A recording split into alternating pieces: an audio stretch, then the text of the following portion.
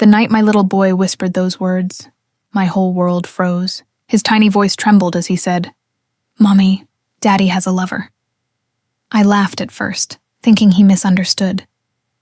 But then I saw the fear in his eyes. And I knew, that night, my family shattered. And baby, what I uncovered next still haunts me to this day.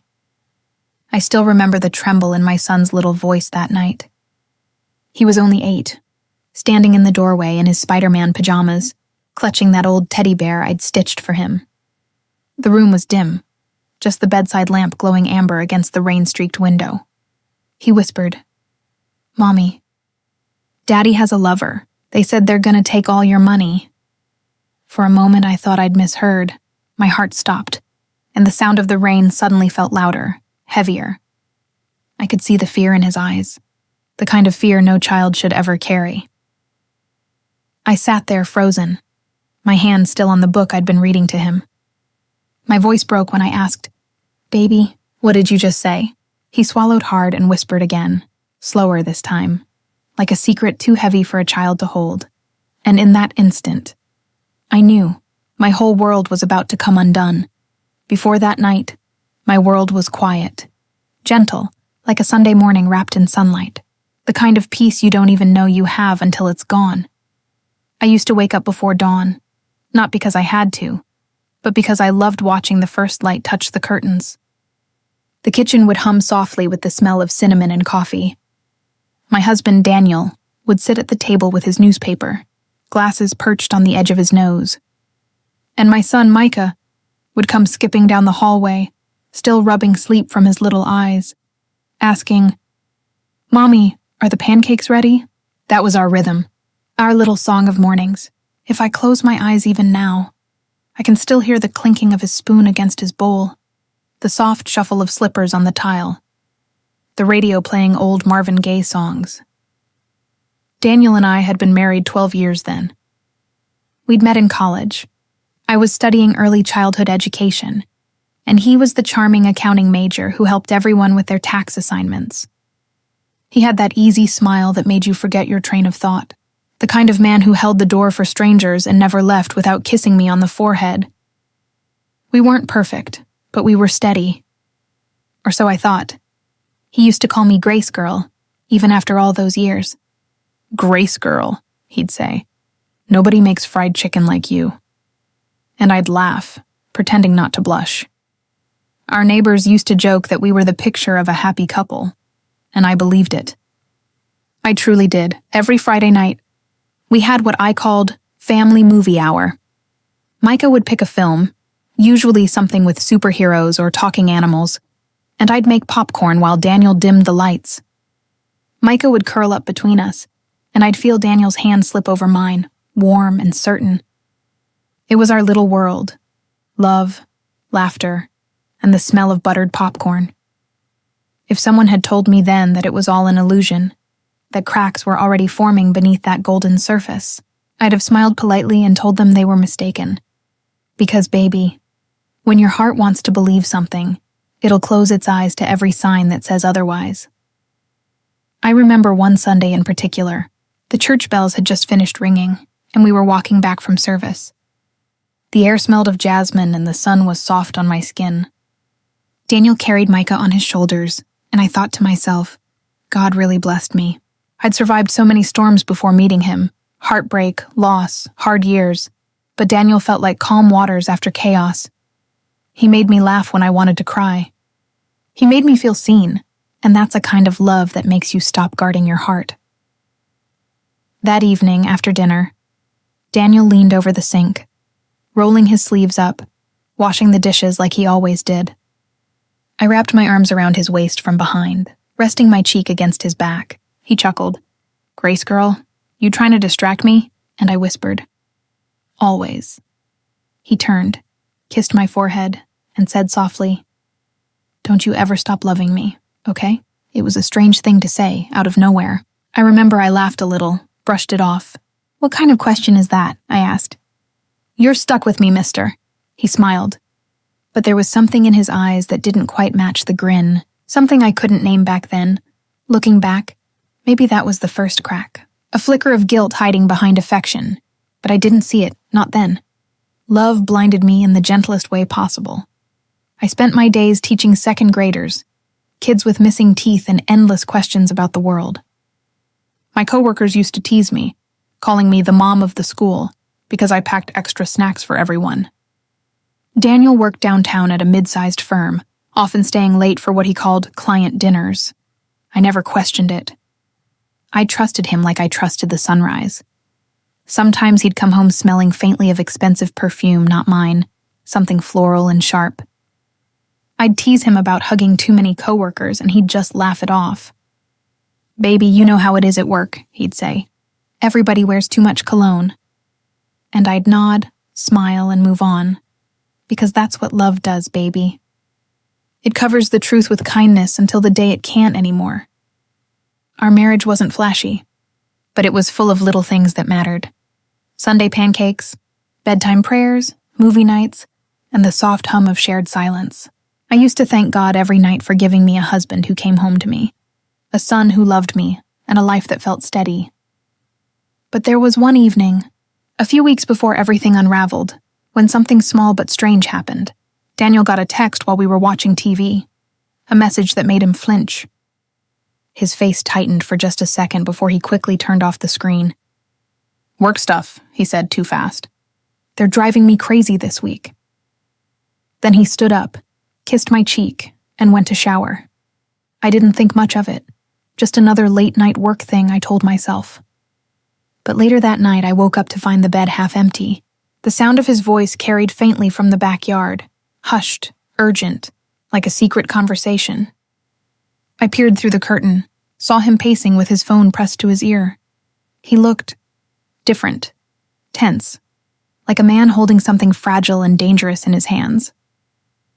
The next morning, he was all smiles again, making breakfast, humming like nothing happened. I wanted to ask who he was talking to, but the words stuck in my throat.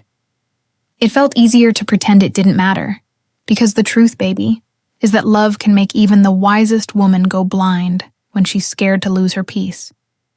I brushed it off, kissed him goodbye as he left for work, and told myself, "Don't overthink, Grace. He loves you. You're just tired." And so I kept living, wrapped in the illusion that everything was fine, until that rainy night, weeks later, when my son's little whisper tore the world I'd built clean in two. It was a Thursday night, stormy, the kind that makes the windows moan and the house feel smaller. Micah had already gone to bed, and I was folding laundry on the couch, humming softly to the sound of the rain. I remember thinking how peaceful the world felt. Funny, isn't it? How peace often comes right before the storm. Daniel was supposed to be working late. "Quarter-end reports," he'd said that morning, kissing my cheek on his way out. I didn't think much of it, until I heard a sound that froze me mid-fold. The garage door. It was nearly midnight. I frowned, glanced at the clock, and wiped my hands on my robe. When I peeked through the blinds, I saw Daniel's car parked halfway up the driveway, but he wasn't alone. A sleek black sedan had pulled up behind him. My heart started to beat harder, not out of anger, but out of a strange kind of knowing, the kind that hides deep in a woman's bones before her mind dares to admit it. I watched from the darkened window as Daniel stepped out, umbrella in hand. Then, from the other car, a woman stepped out too. Tall, slim, with her hair pinned up and a trench coat that shimmered under the rain. She laughed at something he said, and then he leaned in close, too close. The umbrella tilted, hiding their faces, but not enough. I saw the way his hand brushed her cheek, the way she tilted her head toward him like they'd done this before. For a moment, the world went quiet inside me. No sound, no breath, just the soft hum of betrayal spreading through my chest like poison. I didn't burst out the door, didn't scream or cry. I just stood there, hand over my mouth, watching the man I loved kiss another woman beneath our driveway light. When he finally came inside, I was sitting at the kitchen table, still in my robe, still holding the towel I'd been folding. He froze when he saw me. Water dripped from his hair, his collar damp, his tie crooked. "Grace, you're up late," he said, voice careful. I stared at him, my voice low. You smell like rain and perfume that isn't mine. He blinked once. What are you talking about? Don't lie to me, Daniel. My hands trembled, but my tone didn't. I saw you. Outside. With her. For a second, he said nothing. His eyes flickered. That same flicker I'd seen weeks ago when he got that text. Then came the sigh. The long, heavy one that says, she knows, so what's the point? She's just a client, he muttered. I let out a soft, broken laugh. You kiss all your clients goodnight? His silence was louder than thunder. I stood, tears already burning my eyes. You could have told me. You could have been man enough to say it's over before humiliating me like this. He rubbed his forehead, voice sharp now. Grace, it's not what you think. Don't! I snapped, my voice shaking. Don't insult me by pretending. And then, from down the hall, a small voice broke the moment. Mommy? Micah stood there, half asleep, his tiny face confused. I turned toward him, wiping my tears quickly, but it was too late. He'd seen. Go back to bed, baby, I whispered. But Daniel cut in, too harsh. Micah, go to your room. The boy flinched, his small shoulders trembling, and that was it. That was the moment I felt something inside me break. Not from heartbreak, but from rage. Don't you raise your voice at my son, I said quietly. Not tonight. Daniel looked away, jaw tight. You always turn him against me. Against you? I whispered. Daniel, you did that yourself. He stormed out of the kitchen then, muttering something under his breath. The door slammed. I didn't follow. I just sat there, the storm outside matching the one inside me. Micah patted back to me quietly. Mommy, are you and Daddy fighting again? I pulled him close, his little head resting against my chest. No, sweetheart. Mommy's just sad tonight. He nodded sleepily, then whispered words that nearly stopped my heart. Daddy told the lady he loves her more than you. I froze. My breath caught. What did you say, baby? He looked up, blinking innocent eyes. He said he loves her more than you. I heard it when he was on the phone last week. And that's when the truth hit me like cold water down my spine. My child, my sweet, innocent boy, and had known before I did. He had carried that truth in his little chest. Too scared to tell me. The betrayal wasn't just Daniel's. It was mine too. For not seeing, not listening, not protecting him from this. I didn't sleep that night. I sat by the window, watching rain race down the glass, my mind replaying every laugh, every kiss, every moment that now felt like a lie.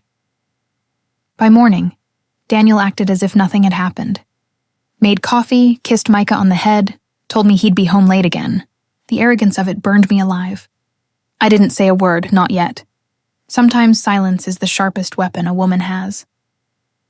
That afternoon, I picked Micah up from school early. We went for ice cream, and I asked him gently about what he'd heard. He told me everything. The phone calls, the whispers, the laughter from the garage when I was upstairs. And then he said, Daddy said she's gonna move in one day when you're gone. I almost dropped my spoon. Gone. That word echoed like a curse. Not left, not divorced. Gone. And in that moment, I realized this wasn't just betrayal. It was a plan. Daniel wasn't just cheating. He was preparing to erase me. From my home, my marriage, maybe even from my finances. The thought made my stomach twist. But I didn't cry this time. No, baby, I just got quiet. Dangerous quiet. Because when a woman's heart breaks, it shatters in silence first. That night, I pretended everything was normal. Made dinner, laughed at Micah's jokes, kissed Daniel goodnight, and when he drifted off to sleep beside me, I stared at the ceiling. My mind no longer soft with love, but sharp with resolve. Something was coming. I could feel it, and I was done pretending not to see. The morning after the truth unraveled, the house felt different. It wasn't the kind of silence that comforts. It was the kind that lingers, thick and humming, like the air before lightning strikes. I could hear every creak in the floorboards, every tick of the kitchen clock, every soft exhale from my son's room down the hall. But what I couldn't hear anymore was laughter. The kind Daniel and I used to share while making pancakes on Sundays, or when Micah would dance with his mismatched socks on. Now the walls held secrets. And secrets, baby, they echo louder than any shout. That day, I went through the motions like a ghost, made breakfast, packed Micah's lunch, watched him walk to the school bus with his little backpack bouncing against his shoulders. When the bus disappeared around the corner, I just stood there at the window, hands still holding the edge of the curtain, unable to move. Because I knew the moment I turned around, I'd see the reflection of a woman who'd lost everything she thought was real. I poured myself some coffee, but it went cold on the counter. The cup sat there untouched, while I wandered through my own home like a stranger. The photos on the wall looked back at me. The wedding picture where Daniel's eyes sparkled with promises he never kept. Micah's baby smile, our first Christmas as a family. I wanted to rip them down. But I didn't. I couldn't. Because part of me still needed to believe that version of us once existed. That maybe I hadn't imagined all that love. By afternoon, I was sitting on the porch staring at the rain-dampened yard. I don't even remember how long I sat there. Maybe hours, maybe minutes.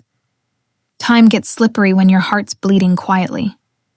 That's when my neighbor, Miss Thelma, came by. Lord, that woman always knew when something was wrong. She walked over with her shawl wrapped tight. Her eyes kind but sharp. The kind that saw more than you wanted them to. Grace, she said softly. You look like you've seen a ghost. I smiled faintly, shaking my head. Something like that. She didn't push, just handed me a little jar of homemade peach preserves. You don't have to tell me. Just eat something sweet today, all right? It helps when life goes bitter. I nodded, thanked her, but my voice trembled. When she left, I sat there holding that jar like it was the only piece of kindness I had left in the world. That night, I couldn't sleep. I could hear Daniel moving around in the other room, the faint click of his phone, the murmur of a woman's voice through the speaker. I didn't need to listen to know who it was. The anger came in waves, sharp, hot, and hollow. But anger's easy, baby. It's the heartbreak that kills slow. When I finally did fall asleep, I dreamed of Micah, standing between us asking, "Why can't you love each other anymore?" I woke up in tears. My pillow was soaked. The next morning I found myself in the kitchen again, staring at Daniel's untouched cup of coffee. He'd already left for work, or wherever he went these days. I reached for his cup, but my hand froze. Something inside me snapped, quietly, calmly. I took that cup and threw it into the sink. The crash echoed through the house. Glass, shattering porcelain, all of it. And that sound, it felt good. For the first time in days, it felt real. I sank to the floor, my back against the cabinet, knees pulled to my chest, and I wept. Not the pretty kind of crying people show in movies. No, this was ugly, raw, the kind that rips through you like a storm. I cried for the years I'd wasted, for the trust I'd given, for the child who had to see his mother break and pretend she wasn't. When the tears finally stopped, there was a strange stillness in me. A numbness, like my soul was sitting at the edge of something. A cliff, maybe. Waiting to decide whether to fall or to fly. Later that day, I went to church. Not for the sermon, I couldn't listen anyway, but for the quiet. I sat in the back pew, head bowed, staring at the flicker of the candles near the altar. There was something about that light, fragile but steady, that felt like a promise. I whispered, "Lord, if you still see me, please tell me who I am without him. And baby, I swear to you, I felt something. Not a voice, not a sign, just warmth, like sunlight breaking through clouds, soft and patient. It didn't take away the pain, but it reminded me that I was still here. That maybe, just maybe, I could start again." When I came home, the house didn't feel quite as heavy. Micah ran into my arms, talking about his day, his little voice bright as ever. I held him tight, maybe too tight. He looked up at me, frowning. "Mommy, are you crying again?" I smiled, wiping my cheek. "Just happy tears, baby." He didn't question it. He just hugged me tighter. That night I wrote in my journal, something I hadn't done in years. Just one sentence. He broke my heart, but he didn't break me. And I meant it. Still, the pain didn't fade. It stayed, not like fire, but like a bruise. Constant, deep, reminding me every day that healing would take time. I stopped waiting for apologies that would never come. I stopped explaining myself to people who'd already chosen sides. Instead, I started listening to me, to the voice I'd silenced for too long. The one that whispered, "Grace, you deserve better." Because, baby, sometimes the deepest pain doesn't destroy you. It clears the space for something truer, something stronger, to take root. It's strange, baby, how healing doesn't come with thunder or applause. It comes slow, like morning light sneaking under your curtains after a long, sleepless night. That's how it began for me. One morning, I looked in the mirror and didn't recognize the woman staring back. Her eyes were swollen, her face pale, but there was something new there, a steadiness. Not strength, not yet, just the decision to stop breaking. That same day, I went through the closet, pulling out every little thing that still smelled like Daniel. The cologne bottle half full, the shirts I used to iron before Sunday service, even the cufflinks he wore the night he proposed to me. I placed them all in a box. And baby, I thought I'd cry doing it, but I didn't. It wasn't sadness anymore. It was release. When Micah came home from school, he saw the box and asked, "Mommy, are we moving?" I smiled faintly, shaking my head. "No, baby. We're just making room." He nodded, like somehow his little heart understood more than words could say. That night, after putting him to bed, I made myself a cup of tea and sat by the window, the same window where I used to wait for Daniel's car lights to appear down the driveway. But this time, I wasn't waiting. The rain had stopped.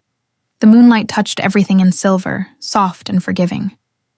And for the first time, I realized I'd been living like a woman waiting for someone to choose her. But I was already chosen, by God, by life, by my own survival.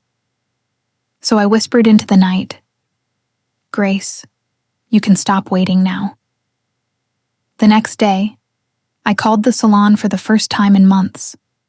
Got my hair washed, trimmed, styled just the way I used to before I started living small. When I looked at myself afterward, I smiled. It wasn't vanity, it was remembering. At the grocery store, I bought flowers. Not because it was a special occasion, but because I finally realized I didn't need one. I placed them on the dining table, bright yellow tulips, and I laughed softly to myself. For years, I'd waited for Daniel to bring me flowers. Now I brought them to myself. Miss Thelma came by again that week, same shawl, same knowing eyes. She looked at the tulips, then at me, and smiled. Looks like the sun found its way back to your porch, baby." I chuckled. Maybe it just took the long way round. She sat with me for tea, and we talked. Not about the pain, but about living. About what comes after heartbreak. She said something I'll never forget. "Grace, when a storm tears down your old house, don't rush to rebuild. Sit in the open air a while. Feel the wind. You'll know when it's time." That night, her words echoed in my chest, because I realized I'd been trying so hard to patch what was broken, I forgot I could start fresh, so I began small. Every morning, I woke up before Micah and sat outside with my coffee, listening to the world wake up. Birds singing, leaves rustling, my own breathing. I started journaling again, not about pain, but gratitude. For the roof over my head, for my child's laughter, for my own heartbeat still steady after all the storms, and baby, gratitude changes everything. It doesn't erase the scars, but it reminds you that you survived the wounding. Weeks passed. Daniel called less. The silence between us became its own language, one that said it's over without needing words. He came by one evening to drop off Micah after school. I was in the garden, hands deep in the soil, planting roses. He stood there awkwardly, watching me. "You've been busy," he said. I didn't look up right away. "Yeah," I murmured. "Things grow better when you tend to them." There was something in his eyes, guilt maybe, or regret, but it didn't move me anymore. Because I realized something powerful, baby. You don't always need closure from the person who hurt you. Sometimes the closure is you, finally seeing yourself beyond the hurt. After he left, Micah came running to me, holding a small drawing. It was a picture of me and him standing in front of our house, the sun shining bright. I smiled through tears. "It's beautiful, baby," he grinned. "I made it because you're happy now." And that right there, that was my turning point, because I realized healing isn't just for you. It's for the ones who still need your light. That night, I lit a single candle on my dresser, a small ritual I'd started. Each night I'd whisper one truth before blowing it out. That night I said, "I forgive you, Daniel. Not for you, for me." And baby, the peace that came after that. It wasn't loud. It didn't shout. It just settled, gentle and soft like a blanket over tired bones. I knew the road ahead would still be lonely sometimes. I knew the nights would still ache. But for the first time, I wasn't afraid of the ache. Because I finally understood. Pain is proof that I cared deeply. And healing is proof that I still can. So I sat there, candle flickering, whispering one last promise to myself. I'm not the woman who was betrayed. I'm the woman who survived it. And baby, that's when the light truly came back. Not through someone else's love, but through my own. They say when God closes one door, He makes sure you can hear the lock turn. For months, I had been learning to breathe again, cooking my own meals, smiling at strangers, even humming hymns while washing dishes. But deep down, baby, I knew something unfinished still lingered, a truth still hidden, a wound still open. One afternoon, I got a call from my friend Cynthia. She worked at the same bank where Daniel kept our joint account. Her voice trembled. "Grace, I think you should come by. There's something you need to see." My heart stuttered. That old fear tried to crawl back, but I steadied myself. "I'll be there," I said. When I arrived, Cynthia led me to a quiet corner of her office and slid a folder across the table. Inside were withdrawal slips, several large ones, all signed in Daniel's hand. And the recipient was her, the woman my son had whispered about. Baby. It was like ice poured straight through my veins. Money I had saved for Micah's future, for the house, for the life we built, all funneled away into their new world. I sat there silent, feeling the weight of it. Then I smiled, not bitter but clear, because in that moment I realized this was the closure I'd been waiting for. I went home, took a long bath, prayed, and planned. Not revenge, baby, redemption. The next morning I put on my best cream suit, the one I wore to church on Easter, and walked into Daniel's office. The receptionist froze when she saw me. I guess my name still carried weight in that building. Daniel came out surprised. "Grace, what are you doing here?" I smiled softly. "We need to talk." He led me to his office, closing the door behind us. The air was thick, not just with tension, but with truth long overdue. I placed the folder on his desk. He glanced at it and his face paled. "Where did you get this?" "Does it matter?" I said quietly. "You took our child's future, Daniel." "For what? For lust? For lies?" He stood up, stammering. "Grace, it wasn't like that. She needed help." I cut him off. "No, Daniel. I needed help. Our son needed help. You didn't just betray me. You betrayed your own blood."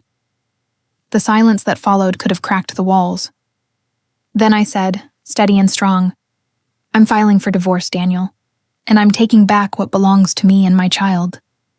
He opened his mouth, but I raised my hand. Calm, final. "I'm not doing this to hurt you. I'm doing it because I finally remembered who I am. I'm Grace, and I don't beg to be valued anymore." He sank into his chair, defeated. For once I saw the man behind all the pride, small, lost and hollow. I gathered my things, and as I reached for the doorknob, I said one last thing. "Daniel, I hope one day you find what you're looking for, but I pray it doesn't come at the cost of another good woman's peace."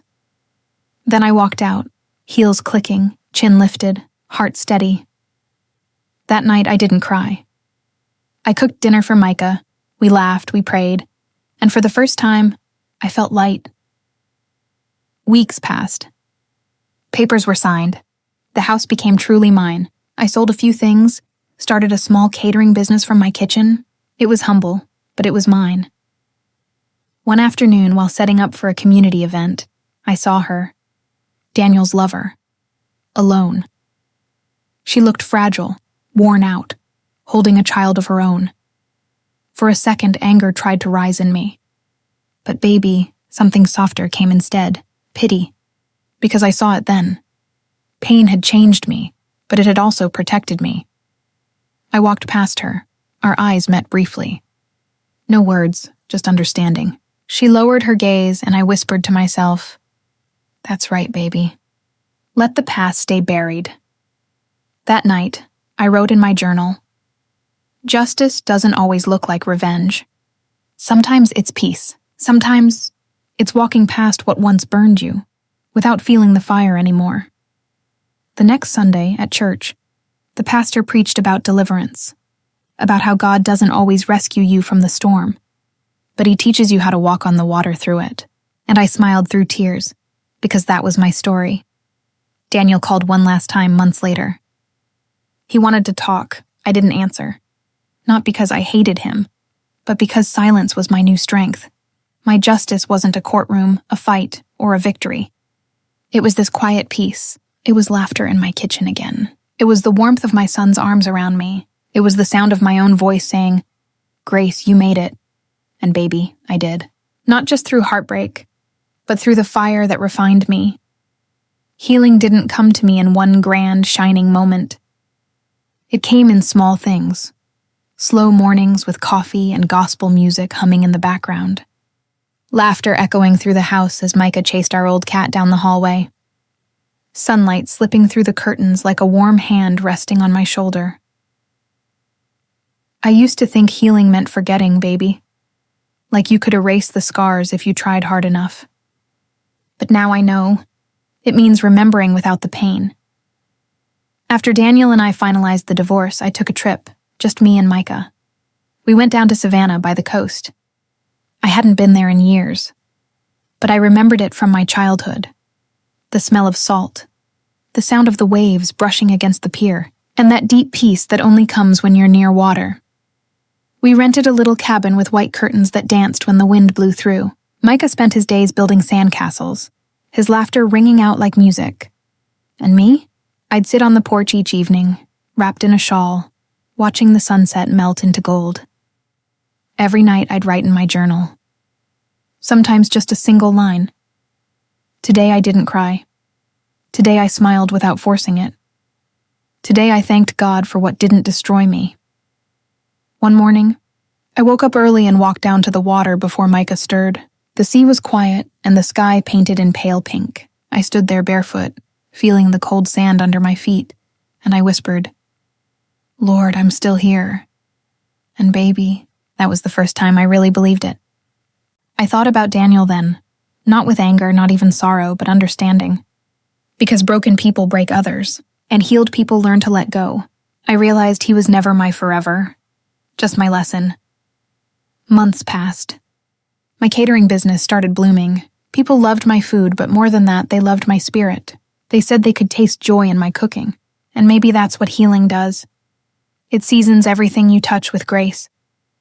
Cynthia, my old friend, would stop by sometimes. She'd shake her head, smiling. "Grace, you did it. You turned pain into purpose." And I'd laugh softly. "No, baby, God did that. I just showed up." One evening, I was catering a wedding.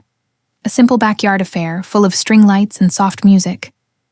Watching that young couple dance, I felt something stir in me. Not sadness, not longing, just peace. A man approached me later, tall, gentle smile, kind eyes. He'd lost his wife years ago, he said, and admired how calm I looked. We talked for a while about faith, family, and second chances. When he left, he said, "Maybe peace isn't the end of love. Maybe it's where love begins again." That night, I sat by my window sipping tea and whispered, "Maybe so." I didn't rush it, didn't dream of romance. But I knew one thing for sure. I was ready to love my life again. Every quiet, ordinary part of it. Micah grew stronger too. He stopped asking about his father so often, and when he did, I told him the truth gently. Your daddy made mistakes, baby, but he's still your daddy. Pray for him. And we did. Together. Forgiveness. I learned isn't saying it's okay. It's saying, I'm not carrying this anymore. One Sunday morning, at church, the pastor looked right at me during his sermon and said, Some storms come to clear your path, not destroy it. And I smiled, because I knew that was meant for me.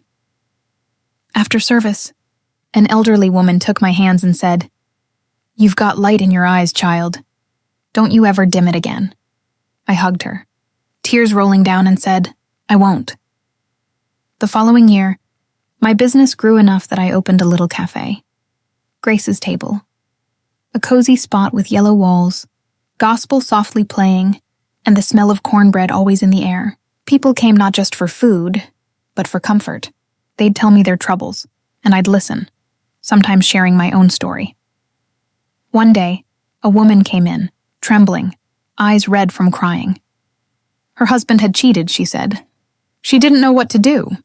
I sat her down, poured her a cup of tea, and told her softly, Honey, your pain is temporary, but your peace is permanent.